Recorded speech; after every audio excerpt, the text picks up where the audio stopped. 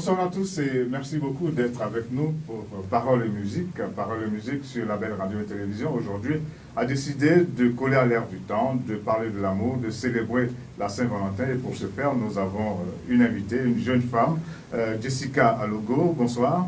Bonsoir Georges et merci de m'inviter à partager votre plateau. Merci beaucoup en tout cas d'être avec nous. Et il faut dire que Jessica Alogo est artisan confiturier, c'est comme ça qu'on dit. Exactement. Cela consiste à faire quoi? Alors j'ai une entreprise qui s'appelle Les Petits Pots de Logoué et donc nous œuvrons dans la transformation des fruits du terroir agricole gabonais et nous exploitons principalement les fruits. Donc ces fruits, nous en faisons des confitures artisanales, c'est-à-dire faites à la main. Alors aujourd'hui, on va appeler vos produits les fruits de l'amour. Oui.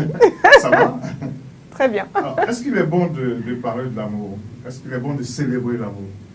Oui, je pense, parce que l'amour est au cœur de nos vies. En fait, je pense qu'en tant qu'être humain, on célèbre l'amour au quotidien et c'est vraiment notre quête d'idéaux. Tout tourne autour de l'amour, que ce soit l'amour fraternel, l'amour maternel, l'amour dans la relation de couple. Donc, c'est important de célébrer l'amour. Alors, nous allons bien commencer avec de la musique. Un morceau d'une jeune femme ivoirienne. Elle s'appelle José.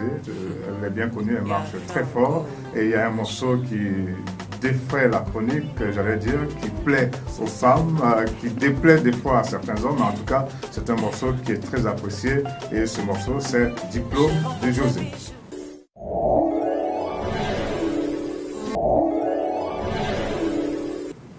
Bien, Jessica, encore une fois, merci d'être avec nous. Et puis, on va commencer peut-être par définir l'amour. C'est quoi l'amour? On en parle tellement que des fois, on ne sait plus ce que c'est. Ouais, c'est vrai que l'amour, c'est quelque chose d'extrêmement difficile peut-être à définir ou à décrire, parce que pour moi, ça ramène à une pluralité de valeurs et de sentiments, en fait. Hein. C'est pas un seul sentiment? Non, pour moi, c'est vraiment une diversité de valeurs et de sentiments. L'écoute, la communication, le pardon, la compassion. Et c'est toutes ces valeurs exercées au quotidien qui font l'amour pour moi. Alors, est-ce qu'on ne peut pas dire un peu plus? Parce que moi, je ne suis pas bien situé par cette définition. Non? Non. Parce que pour moi, j'estime que c'est l'exercice de l'affection, de l'attention, de la communication, de l'écoute. Exercer ça au quotidien, vis-à-vis de l'autre, pour moi, c'est ce qui définit l'amour. Mais des fois, il y a des gens qui sont amoureux de quelqu'un d'autre parce que ce quelqu'un d'autre-là ne pratique pas des valeurs, au contraire, même pratique des anti-valeurs. Mais bien sûr, ça dépend des valeurs que nous-mêmes on a, qu'on cultive, ou de ce qu'on attend de l'autre. Donc, en fait, la définition de l'amour, elle va être différente pour chacun. Personne n'aura les mêmes attentes vis-à-vis de l'amour, personne n'aura la même définition. Effectivement, tout dépend de l'essence de chacun, en fait. Ok, on va descendre dans la rue, on va prendre l'avis des uns et des autres sur ce que c'est que l'amour. L'amour, pour moi, il y a plusieurs façons de définir l'amour. Déjà, c'est un sentiment de deux personnes qui s'aiment l'un l'autre. Et puis, il faut dire que pour nous qui croyons en Dieu, il y a plusieurs façons d'aimer quelqu'un. C'est un mot qui est vaste à définir, mais on a l'amour agapé, par exemple, qu'on a entre frères de l'Église, de la même congrégation. On a aussi l'amour entre le partenaire, c'est-à-dire que la personne qu'on aime. Pour moi, l'amour, c'est un sentiment que deux personnes ou plusieurs personnes peuvent partager entre elles.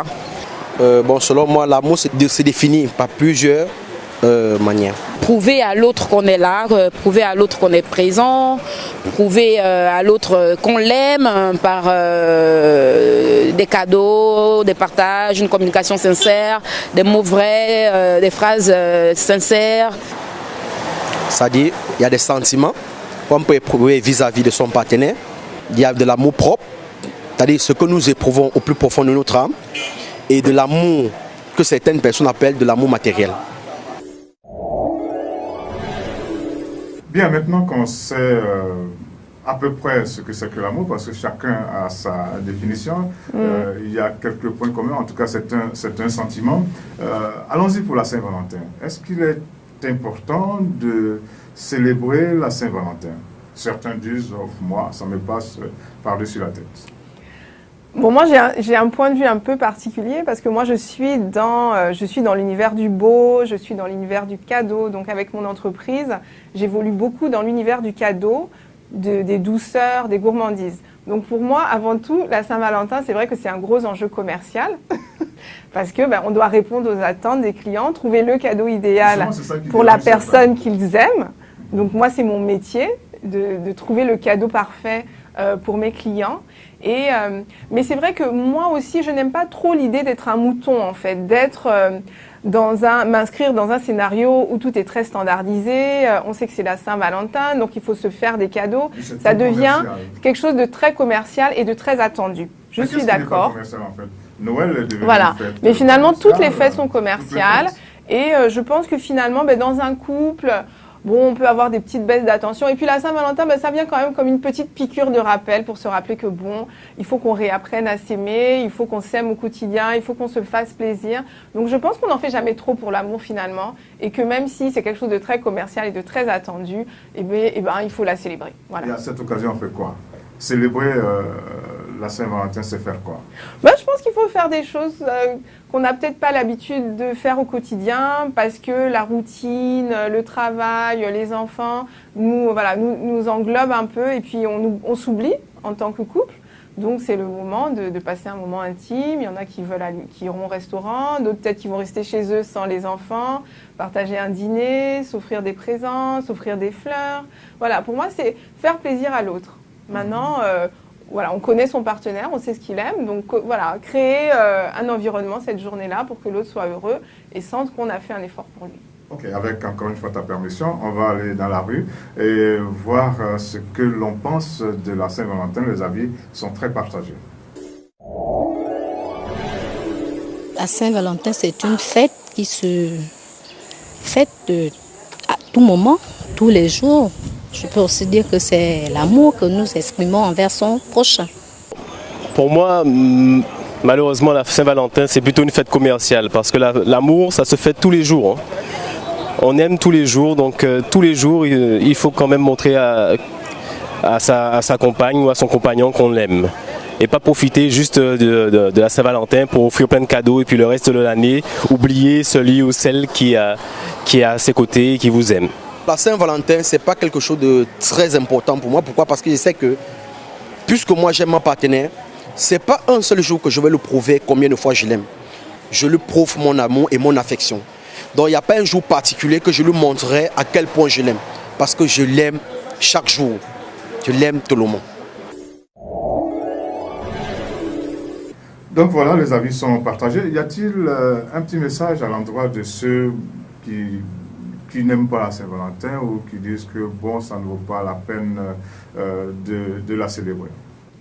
Mais comme j'ai dit tout à l'heure, je pense qu'on n'en fait jamais assez pour l'amour en fait. Donc si on a une occasion, aussi commerciale soit-elle, peu importe la connotation qu'on lui donne, on n'en fait jamais trop, donc allez, on le fait.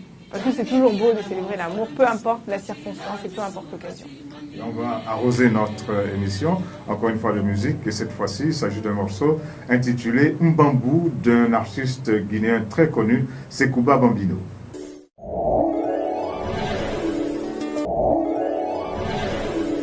Bien, je pense qu'on est bien installé dans l'amour, on est bien installé dans la Saint-Valentin. Il y a une question qui me bouscule l'esprit, c'est pourquoi y a-t-il autant d'œuvres artistiques sur l'amour, musicales, des œuvres de peinture, il y a beaucoup de choses sur l'amour. Pourquoi l'amour inspire tant les artistes? Je pense que l'amour et l'art, en fait, ont la même essence. Ils sont tous les deux passion et émotion. Donc ils parlent le même langage, donc ils communiquent de la même manière. Donc je pense que c'est une des raisons pour lesquelles l'amour est une si grande source d'inspiration.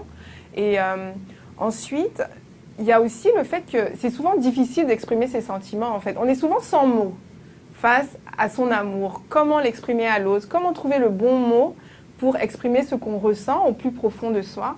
Et donc, pour moi, l'art vient ici en réponse à ce manque de mots. C'est-à-dire que ce qu'on ne sait pas dire à l'autre, on va l'exprimer par une peinture, on va l'exprimer par une sculpture, ou on va le chanter. Tu ne vas pas nous dire que tous les artistes sont amoureux? Mais peut-être que tous les artistes ne sont pas amoureux, mais ça reste une grande source d'inspiration. Mais encore une fois, je pense que les artistes ont cette sensibilité-là. Tous les artistes ont voilà, cette passion, cette émotion en eux. Et ce n'est que cette passion et cette émotion qui véhiculent à travers leur art. Et puis, je pense qu'il y a aussi une autre dimension, c'est que l'amour est universel, en fait. L'amour dépasse les frontières, l'amour dépasse les âges, dépasse les siècles. La preuve, aujourd'hui, il y a encore des comédies musicales sur Roméo et Juliette. Les gens vont encore dans les musées pour voir des tableaux de peintres qui ont plusieurs siècles. Donc aussi, c'est quand même un formidable vecteur de communication. Quoi de mieux qu'un sujet qui traverse le temps, qui traverse les époques, qui traverse les frontières, que tout le monde comprend. Bien. Mais il y a un certain nombre de questions quand même que l'on se pose et que je vais te poser. Est-ce que l'amour est aveugle, comme on dit? Est-ce que l'amour a des yeux? Ou il n'en a pas? Je pense qu'effectivement, quand on est dans l'état amoureux, on parle souvent un peu de folie, en fait. On est follement amoureux. L'amour entretient une relation très ambiguë avec la folie et avec l'inconscience. Et avec justement le fait que quand on est amoureux, en fait, on perd ses moyens, on perd ses sens et on perd un peu la tête, en fait. Et on perd vraiment la tête d'un coup de foudre. Ouais. C'est quoi un coup de foudre? C'est pas la foudre, c'est comme la c'est foudre pas qui loin. descend, hein? C'est pas loin. Je pense qu'un coup de foudre, c'est on rencontre quelqu'un et puis voilà, on en tombe amoureux, mais sans même savoir pourquoi. Ah oui? Oui. Ah, On a juste ce sentiment. Ça peut être un petit regard, ça peut être un petit sourire qui déstabilise. Oui, mais ce que je veux dire, c'est que c'est quelque chose de très rapide. Il y a des relations amoureuses où il y a l'amour qui se développe dans le temps. On apprend à connaître la personne, on apprend à aimer ses valeurs, à aimer qui elle est. Et il y a justement le coup de foudre, eh bien, c'est quelqu'un on la rencontre, donc on ne connaît pas toute son histoire, on ne connaît pas toutes ses valeurs, mais on a le sentiment que c'est la personne, voilà, que cette personne-là était pour nous. Qu'est-ce qui se passe? Pourquoi cette décharge? Pourquoi tout d'un coup ce coup? Parce que c'est un sentiment, je pense que c'est juste un sentiment très intense et on le ressent, voilà, c'est brutal, ça nous tombe dessus sans qu'on y pense en fait, sans qu'on y réfléchisse, on se réveille un matin et puis on se dit « Ah mince !» je suis amoureux ou je suis amoureuse. Ça nous tombe dessus comme ça. Et l'autre dont on est amoureux, on attend quoi de cette personne justement? On attend la même chose. La personne n'est même pas au courant. Ouais, et ça c'est un drame. Alors pourquoi justement, en matière d'amour, il y a ce besoin de réciprocité? Parce qu'on souhaite, en fait... On ne peut pas se contenter d'aimer et puis point. Non, je pense que l'amour c'est quelque chose qui s'alimente. Donc l'amour doit être alimenté et c'est un échange. Si on ne reçoit pas, eh bien ça va mourir en fait. C'est vraiment un échange et je pense qu'on aime l'autre comme on aimerait qu'il nous aime. Et on attend de l'autre qu'il nous aime comme on l'aime. Et alors on fait quoi? Qu'est-ce qu'il faut faire pour que ce soit réciproque? Tu aimes quelqu'un, bon, l'autre il n'a rien demandé, il est là, on veut l'amener à... Après je pense que ça ne se force pas. Même si ça se force pas, on fait quoi? Si on n'est pas aimé, malheureusement, je pense qu'il faut laisser tomber. Non mais attends, comment on fait pour que l'amour soit réciproque? Pour moi, c'est vraiment un sentiment qui se partage ou qui ne se partage pas. Maintenant, si l'autre ne partage pas ce sentiment, c'est que tout simplement, on n'a pas les valeurs que l'autre attend, on ne répond pas aux attentes de l'autre et donc il ne sera jamais amoureux en fait. On peut faire tout ce qu'on veut. On peut faire quoi? Il ne sera pas. Mais ça dépend maintenant de chaque femme. Il y a des femmes, pour se faire aimer, elles vont prendre soin de leur homme. Elles vont estimer que il faut qu'elle leur fasse à manger, il faut qu'elle donne des. Oui, c'est pas encore leur homme, c'est vrai. Mais elles vont donner ces preuves d'attention là, l'inviter manger, voilà, lui faire des bons plats ou des petites attentions, lui envoyer un message le matin. Mais il faut avoir l'occasion justement de lui faire de bons plats. Ah oui, c'est sûr qu'il faut quand même être en relation avec l'autre. Donc tu l'invites à manger? Oui, on l'invite à manger. Il faut créer l'échange, il faut créer le terrain propice à justement l'éclosion des sentiments en fait. Et au bout de combien de temps on se rend compte que c'est pas réciproque et puis on abandonne? Moi je pense qu'après un mois, c'est bon. Hein. Après un mois d'essai, s'il n'est pas amoureux, il sera jamais amoureux. Un mois c'est un coup. Il y en a qui disent qu'il faut aller même sur le long terme, sur un an. Un an? Ça fait loin. Est-ce que tout le monde a droit à l'amour? Est-ce que c'est un sentiment auquel tout le monde a droit? Oui, je pense que l'être humain, par essence, on est venu sur Terre pour être aimé. C'est vraiment une quête d'idéaux de l'homme. C'est ce que je pense moi. Ah d'accord. Et tout on est homme... venu sur Terre pour être aimé. C'est-à-dire que... Mais ça va avec l'autre. Quand on aime, on aspire à être aimé. Donc pour moi, il n'y a pas l'un sans l'autre. C'est vraiment un échange, c'est une communication, c'est une relation à deux. Et c'est vraiment la quête d'idéal de l'homme. C'est l'amour, parce que l'amour est au centre de tout, en fait. Les relations filiales, les relations maternelles. On parle d'amour de la patrie, d'amour de sa mère, d'amour de ses enfants. Donc tout ce qu'on fait dans la vie, je pense, ne tend que vers ça, ne tend que vers l'amour. Pourtant, il y a beaucoup de gens qui ont peur de l'amour parce que l'amour, c'est finalement quelque chose de très, très, très douloureux. Ça peut l'être. Ça l'est souvent. Il y a une blague qui dit, alors l'amour, c'est comme le football, ça commence par une touche et ça finit par un plaquage. Une touche et puis ensuite un plaquage. Ok, d'accord. Comme le football américain. Ok, mais c'est douloureux quand même. Ça peut l'être. Pas toujours, hein. Il y a de belles histoires d'amour qui se finissent bien. Mais ça peut être Mais quelqu'un douloureux. dit aussi que les belles histoires d'amour finissent toujours mal. Oh, je ne pense pas. Non, je suis sûre qu'il y a de belles histoires d'amour qui finissent bien. Qui finissent bien, c'est-à-dire? Il y a des gens qui vivent, voilà, qui se rencontrent, qui vivent toute une vie, ils sont amoureux, ils finissent leur vie ensemble et ils écrivent une belle histoire. Alors pourquoi quand on est amoureux, on a envie de vivre ensemble?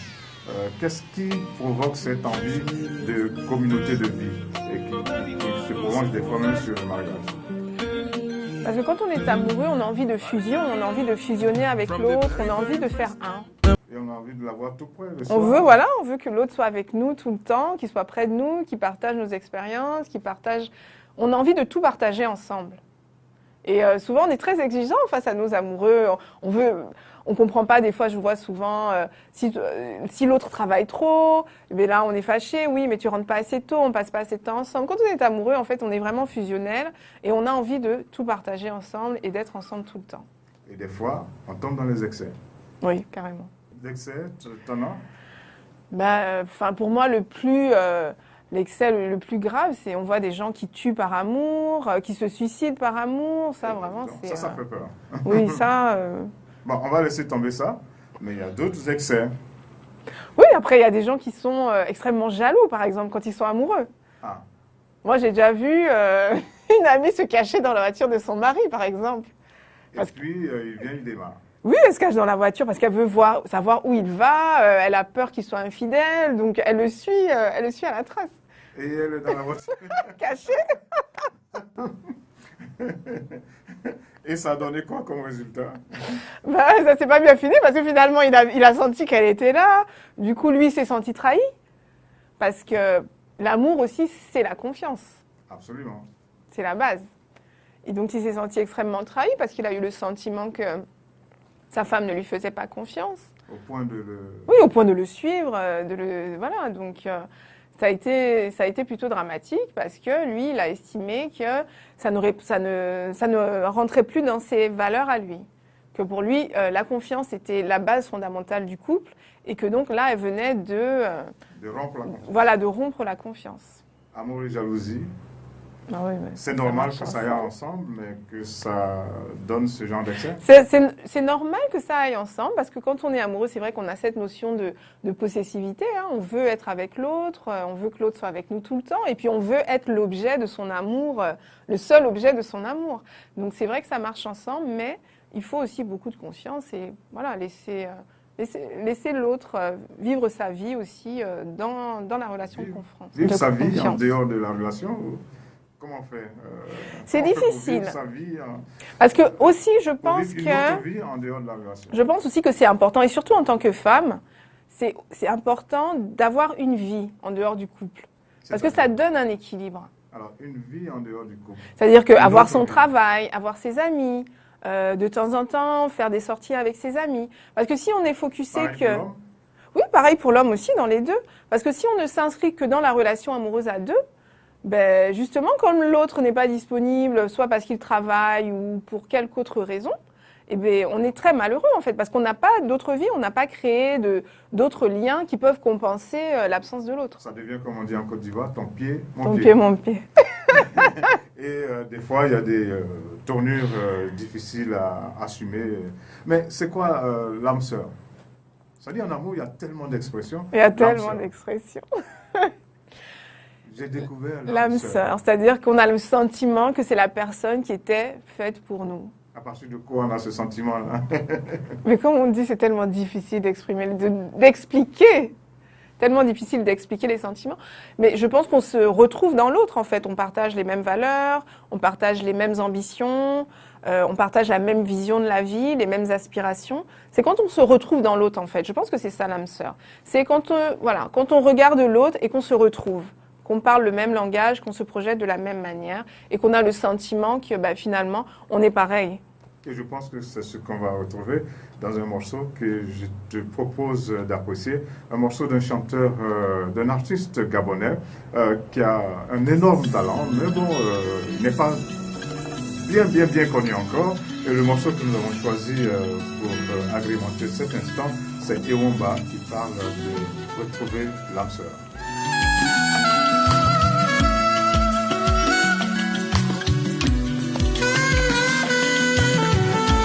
Waro wa mienze gezenizo watanga wenja na ngenja nikabya bakino myenire nkabi hijolya yajeza ubona ndewe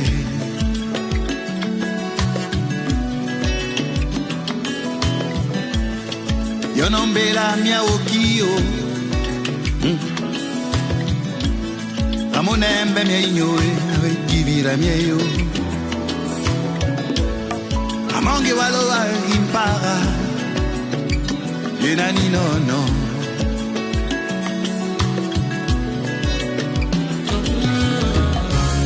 borare meno wekelia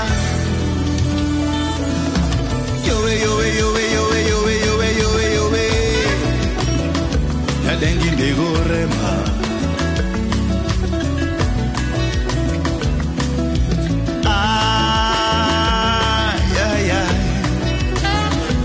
Punjino Ginkaza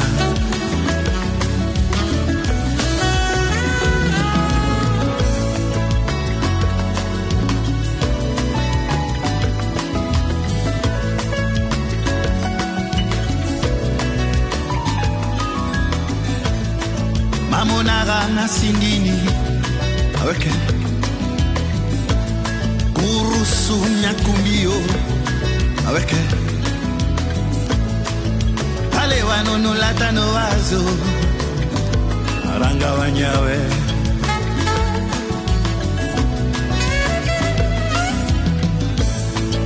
yajoni runda yodu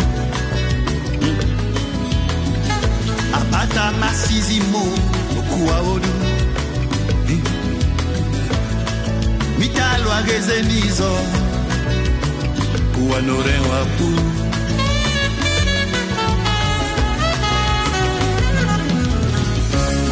Orare meno ekelia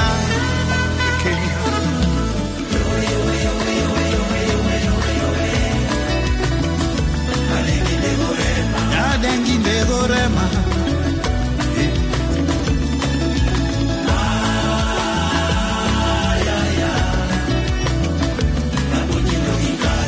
Njino ginkaza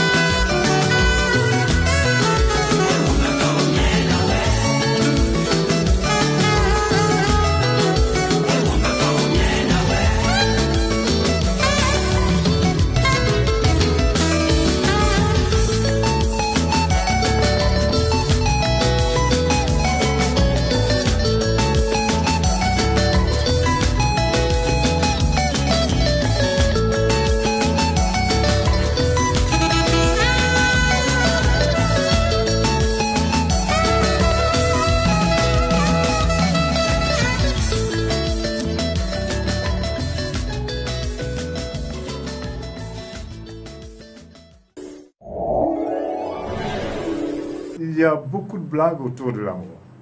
Oui. Tu dois en avoir, forcément. Oui, j'en ai une. Alors, tout à l'heure, quand tu as dit que tu avais une copine qui était très jalouse et qui se cachait dans la voiture de son mari, bon, ça ressemblait à une blague, mais bon, ça c'est réel. Mais c'est réel. Mais il faut dire aussi que les blagues sont tirées du réel. Hein. Oui, bien Alors, souvent. on y va. Alors, c'est deux amis, donc deux hommes, ils vont au restaurant. Deux Et hommes. oui, deux hommes, ils vont dîner ensemble. Et donc, il y en a un des deux, il dit à son ami, ah, mais ma femme et moi, quand on se dispute, ça devient historique. Et donc, son ami lui dit, non, t'as fait une erreur, tu voulais dire épique. Il dit, non, ça devient historique parce qu'elle me fait la genèse de tous les mauvais coups et de toutes les mauvaises actions que je lui ai faites. Ah bon. Donc, ça, c'est vraiment typique de la dispute entre un homme et une femme. On passe de l'hystérie à l'historique. L'historique. Et quand c'est comme ça que ça donne, c'est pas bon aussi de se rappeler tout ça. Non, c'est pas bon, mais souvent, c'est vrai que nous, les femmes, on a tendance, on note dans nos têtes, en fait. Et quand on se dispute, ah oui, mais tel jour, tu m'as fait ça. Et puis la semaine dernière, tu m'as fait ça. Et ça devient, mais c'est souvent tiré de la réalité. Il y en a une autre? Quelle autre? Bon, je l'ai déjà dit, celle du plaquage, je trouve ça drôle. Le foot, Ah ouais. ça commence par une touche et ça finit par un plaquage, c'est comme l'amour. On peut se casser les... Ouais. En Côte d'Ivoire, on dit j'ai cassé son cou. J'ai cassé son cou, oui. J'ai cassé son cou, ça veut dire que, bon, ben, je l'ai largué et tout ça. Je l'ai largué. Et ça donne le goumen-goumen.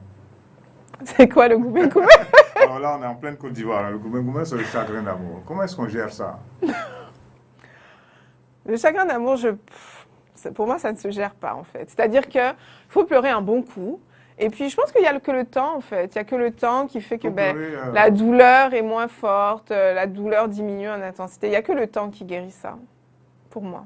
Des fois, avec le temps, les choses ne bougent pas. Non, avec le temps, on oublie, chagrin. on rencontre d'autres personnes, on pense à d'autres choses. Voilà, je pense qu'il faut essayer de se changer les idées et d'éviter justement de penser à ce chagrin d'amour-là, de penser à l'autre. Donc voilà, faire d'autres choses, voir des amis, sortir, essayer de sortir ces idées-là un peu de notre tête. C'est sûr qu'il y a certains qui nous regardent qui disent que c'est trop facile de le dire. Non mais c'est dur, hein, je sais que c'est dur. Mais il faut accepter qu'il faut pleurer un bon coup. Et puis après, on se relève et... Non, ça peut durer des jours. Il y a des gens qui pleurent pendant des mois, il y en a d'autres qui vont pleurer pendant quelques jours, il y en a d'autres qui vont pleurer pendant des semaines. Après, chacun a son rythme. À propos de pleurs, c'est vrai que les femmes ne savent pas que les hommes ils pleurent pour elles. C'est assez rare, ouais. C'est rare? C'est vrai que dans nos sociétés, dans les sociétés africaines, l'homme a tendance à refouler ses émotions, à refouler ses sentiments. Il n'est pas très communicatif sur ses sentiments et ses émotions. Et je trouve ça dommage parce que souvent je dis, on a souvent affaire à des handicapés émotionnels. Parce que... Tu trouves que c'est un handicap? Non! Ah mais oui, c'est un handicap de ne pas savoir exprimer ses émotions, mais c'est un handicap terrible. Est-ce qu'en matière d'amour, est-ce que l'homme n'est pas plutôt dans la réserve? Oui, justement, l'homme est dans la réserve, il ne va pas expansif. trop exprimer ses sentiments. Le problème, c'est que quand ça nous met dans une position où on doit deviner l'amour de l'autre. C'est-à-dire qu'on doit supposer qu'il nous aime, on doit analyser ses gestes, ses actes, se dire, ah, ok, s'il a fait ça, c'est parce qu'il m'aime bien à un moment donné. On a besoin d'entendre, on a besoin de voir concrètement, on a besoin d'entendre. On ne peut pas être tous les jours dans la supposition de l'amour de l'autre. Il faut l'exprimer clairement, verbalement. C'est pour ça que je parle d'handicap émotionnel, parce que ça devient problématique dans la relation. Donc les hommes sont des handicapés? Oui, la plupart, ils sont des handicapés émotionnels. Moi, je les appelle comme ça. Handicapés émotionnels. En tout cas, c'est bien noté. Oui, parce qu'ils n'ont pas la capacité d'exprimer ce qu'ils ressentent. Et c'est un problème. Alors comment est-ce que vous suivez comment est-ce que les femmes suivent les gens qui cachent leurs émotions? Mais c'est très difficile. Après, tous les hommes ne sont pas comme ça, heureusement. Hein. Ah. Heureusement qu'il y a quand même des hommes qui savent, qui savent être attentionnés, qui savent exprimer leurs sentiments, qui savent déclarer ce qu'ils aiment. Heureusement qu'il y en a. Mais c'est vrai que c'est problématique dans le couple quand l'autre ne s'exprime pas, ne dit pas ce qu'il pense, ne dit pas ce qu'il ressent. C'est un problème. Cela veut dire que l'amour a besoin de preuves. Oui, l'amour a besoin de preuves. Pour moi, l'amour, ce n'est que des actes et des preuves. Et il y a des femmes qui attendent que l'homme décroche la lune. Bon, après, c'est une expression. Oui. Mais quelles sont les preuves en matière d'amour? La plus grande preuve d'amour, c'est qu'aujourd'hui, c'est vrai qu'il y a d'autres personnes qui ont fait plus que ça, plusieurs années. Bon, aujourd'hui, nous sommes à 7 ans, bientôt en avril, on sera à 7 ans. On a déjà 2 enfants, je suis là. Il y a eu des hauts et des bas, mais je suis toujours là. Donc pour moi, je dirais que c'est une preuve d'amour. Parce qu'en amour, il y a toujours de la concurrence. Il y a des hommes à gauche qui veulent toujours prouver plus qu'ils sont forts. Mais je suis là, je suis avec lui. Maman, mes kogu, chéri coco, umba ko cheuze, boy and waga, kunda upo so monde pchaka pomba oule bébé amoui. Ben, la plus grande preuve d'amour que j'ai fait à ma compagne, c'est le pardon. Voilà, tout simplement. Être là dans les moments de difficulté, jusqu'à la mort, c'est la plus grande preuve d'amour pour moi. Pour moi, la plus grande preuve d'amour, pour moi, c'est d'accepter l'autre tel qu'il est et ne pas chercher à le changer. Parce que ce qu'on constate souvent quand on commence une relation, c'est que, et c'est souvent les hommes qui font ça, c'est-à-dire qu'à partir du moment où la femme devient leur précaré, eh ben, il faut qu'elle colle à leur réalité ou il faut qu'elle colle à l'image sublime qu'ils se sont fait de l'être aimé. Donc, elle doit être comme ci, elle doit être comme ça. Et finalement, ils demandent à l'autre de changer et de coller à leur idéal de l'amour. Et ça, c'est extrêmement égoïste, en fait, parce que voilà, c'est empêcher l'autre d'être elle-même. Donc, les hommes sont des handicapés émotionnels, ils sont égoïstes aussi. Après, ça va dans les deux sens. Beaucoup, nous aussi, les femmes, on demande souvent, on veut souvent changer nos hommes, on veut souvent qu'ils collent à une certaine vision qu'on a de l'homme idéal. Et pour moi, vraiment, la grande preuve d'amour, c'est d'accepter l'autre tel qu'il est, de le prendre avec ses défauts, ses qualités, et surtout avec son essence, avec... Voilà, on l'a aimé aussi pour ça. Et souvent, les gens, ils oublient ça. Par exemple, moi, j'ai un ami, il se plaint parce que sa copine sort trop. Il trouve que sa copine, elle aime trop sortir et tout. Mais il oublie que c'est pour ça aussi qu'il l'a aimée. C'est pendant qu'elle sortait qu'il l'a rencontrée. Oui, c'est pendant qu'elle sortait qu'il l'a rencontrée. Et ce qu'il a aimé chez elle, c'était son enthousiasme, son amour de la vie, etc. Son énergie, c'est ce qu'il a aimé chez elle. Et aujourd'hui, ce qu'il a aimé, il veut qu'elle le change. Donc c'est un peu contradictoire. Et ça ne marche pas quand c'est comme ça. Mais difficilement, parce qu'on ne peut pas s'éteindre. Justement, dans ce genre de situation, est-ce qu'on a envie de rester ce qu'on est ou on a envie de faire plaisir à l'autre en essayant de s'adapter? C'est vrai qu'on va toujours essayer de faire plaisir à l'autre, mais finalement, on s'éteint soi-même. En voulant coller à l'autre, on s'éteint soi-même. Donc, est-ce que c'est la solution? Je ne pense pas. Je pense qu'il faut laisser l'autre s'exprimer. Surtout, je veux dire, aujourd'hui, voilà, les femmes aspirent à avoir une voix dans la société, à être vues, à avoir leur place. Donc, il faut leur laisser ce moyen d'expression-là, il faut les laisser être elles-mêmes et s'exprimer. Comment est-ce que tu appelles quel est le petit nom avec lequel tu appelles la personne que tu aimes? Je l'appelle chérie. Chérie, c'est pas bébé? Non, pas bébé, chérie. Alors bébé, ça, on trouve ça un peu partout aussi, mais oui. chérie également. Oui, chérie aussi. Bébé, je trouve ça un peu infantilisant. Bon, mais c'est le titre d'un morceau qui arrive maintenant, un morceau très bien qui va réconcilier peut-être le cœur brisé. Ce morceau est d'une artiste qui s'appelle Jody Anju. Le vrai titre du morceau, c'est Kuchi Kuchi, mais on a retenu Oh Baby.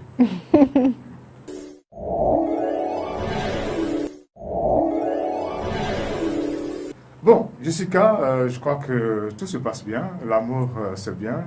Des fois, c'est douloureux, mais bon, on l'accepte de cette façon. Et justement, cela m'amène à dire que il est difficile d'intégrer dans l'esprit de l'être humain qu'il doit avoir des difficultés en matière d'amour.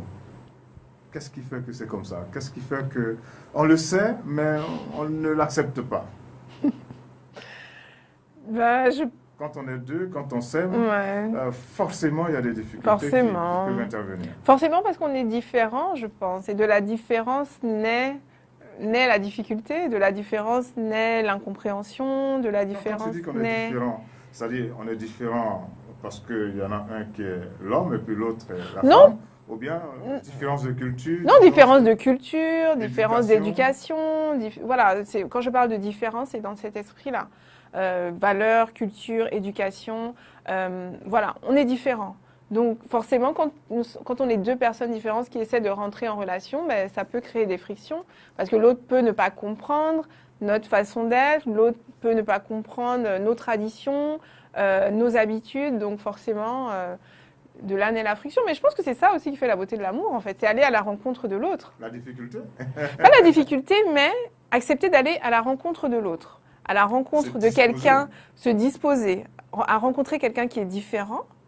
Et voilà, à peut-être pas adopter, mais à partager donc des valeurs communes ou à développer ensemble des valeurs communes et écrire son histoire. Alors, des fois, ce que tu es en train de dire là, des fois, aller à la rencontre de l'autre se transforme en conflit. Oui, naturellement. Et quand c'est comme ça? Je pense que quand on est dans la relation amoureuse, il faut faire preuve de beaucoup de... Enfin, je dis compassion, mais je ne sais pas si c'est le terme approprié. Mais voilà, il faut avoir beaucoup de compassion, beaucoup de... Voilà, il faut vraiment comprendre l'autre et toujours se mettre à la place de l'autre. Mais c'est justement parce qu'on ne se met pas à la place de l'autre, c'est justement parce qu'on ne comprend pas l'autre que les conflits y naissent. Ouais, donc ça demande des qualités. Alors, quand il y a un conflit, on fait quoi? Quand il y a conflit... C'est chaud brûlant, qu'est-ce qu'on fait? Quand c'est chaud, on s'assoit. On se balance pas les verres, quand même. Non, on se balance pas des... Quoique, il y a des gens... Après, chacun sa méthode de résolution de conflit. Des fois, ça arrive. Hein. Oui, des fois, ça arrive. Bon, et des fois, ça fait du bien aussi. Quand de... c'est le d'un verre, encore, ça va. Hein. Le continu d'un verre... Tant que c'est pas dangereux, ça va. mais je pense qu'il faut prendre du recul, en fait. Peut-être s'arrêter, se poser, chacun rester dans son coin et réfléchir à la situation. De manière posée. Il peut aussi avoir de la médiation, oui, bien sûr. C'est important? Je pense que c'est important. Ça ne fait pas intrusion d'une main étrangère dans une affaire entre deux personnes? Ça dépend de qui, bien évidemment. Je pense qu'il faut bien choisir son médiateur. Mais pour moi, ça peut être salvateur d'avoir quelqu'un, justement, qui entre dans la relation, qui apaise les choses et qui aide à mettre les choses en perspective. Et qui recrée la communication. Ça, c'est quand on a épuisé toutes les... Oui, quand on a épuisé toutes les ressources. Toutes les voies à deux. Ouais, je pense. Okay. Ça peut être important. Alors, on va écouter des conseils, c'est possible? On peut écouter des conseils? Oui, bien sûr. Ça arrive qu'on prenne conseil auprès de quelqu'un d'autre? Oui, je pense que... Même si ce n'est pas un médiateur. Oui, tout à fait. Alors, que ce soit en amour ou dans tout dans la vie, je pense que c'est important d'avoir des référents, des gens qu'on admire, voilà, pour qui on a de l'admiration, qui ont de la maturité et qui peuvent du coup nous guider parce que eux ils ont traversé ces situations-là. Donc ils savent peut-être mieux que nous comment les appréhender, comment gérer ça. L'AFP? Oui. Amour, foyer, problème. Ah, amour, foyer, problème. Ok, c'est une chanson. Avec Gisèle, Saint-Joseph.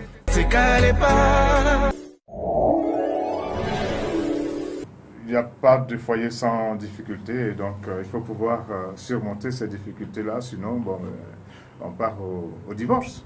Ça aussi, c'est une solution. Oui, c'est une solution aussi. Solution douloureuse ou bien solution tout court? Solution tout court, c'est-à-dire que je pense qu'il y a des moments, il faut accepter aussi qu'on ne s'aime plus et qu'on n'a plus la capacité de vivre ensemble. C'est aussi, ça peut être, voilà, et d'accepter que peut-être que c'est mieux qu'on vive l'un sans l'autre. Alors, qu'est-ce que tu en penses?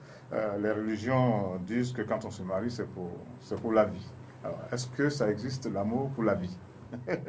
Oui, je pense, c'est toujours au cas par cas, mais je pense qu'il y a des gens qui arrivent à être heureux toute une vie, à passer toute leur vie ensemble et à s'aimer toute la vie, ça arrive. Donc, quand ça ne va pas, comme on dit chez nous en Côte d'Ivoire, en couple lignant. Maintenant, quand on n'y arrive plus, quand on a épuisé toutes les ressources, c'est sûr qu'on ne va pas divorcer d'emblée, mais quand on estime qu'on a épuisé toutes les ressources, qu'on ne trouve pas de solution et qu'on est désespérément malheureux, je pense que vaut mieux vivre seul et heureux que de vivre à deux malheureux. Ok. Alors, on boucle notre émission. Le dernier morceau, je te le réserve, c'est toi qui le choisis. Tu es amoureuse en ce moment? Oui. Là, on rentre dans ton décimètre. Oui, bien sûr. Ok. Ah, je vois comment tu souris. Ça veut dire que tu es contente, tu es heureuse. Ah oui, je suis heureuse. Oui, je partage ma vie avec un homme pour qui j'ai beaucoup d'amour. Ok. Et c'est l'occasion de lui dire droit dans les yeux. Voici une autre expression qu'on a souvent en amour, droit dans les yeux. Ce que tu penses en cette période où nous célébrons la Saint-Valentin. Surtout qu'il n'est pas là, alors même à distance, je pense à lui et Voilà, mon amour pour lui est infini. On partage un petit garçon merveilleux de 5 ans qui vient vraiment consolider cette relation qu'on a bâtie. Et donc je lui souhaite une belle Saint-Valentin, même si on n'est pas ensemble. C'est pas fini. Qu'est-ce que tu lui offres comme morceau parce que là, on est à paroles et musique, on ne va pas se contenter de tes paroles, il faut les accompagner de musique. Alors, toutes les chansons qui parlent de l'amour sont belles, mais moi, j'aime beaucoup My African Queen de Two Face. Ok. Donc, je lui dédicace ce morceau.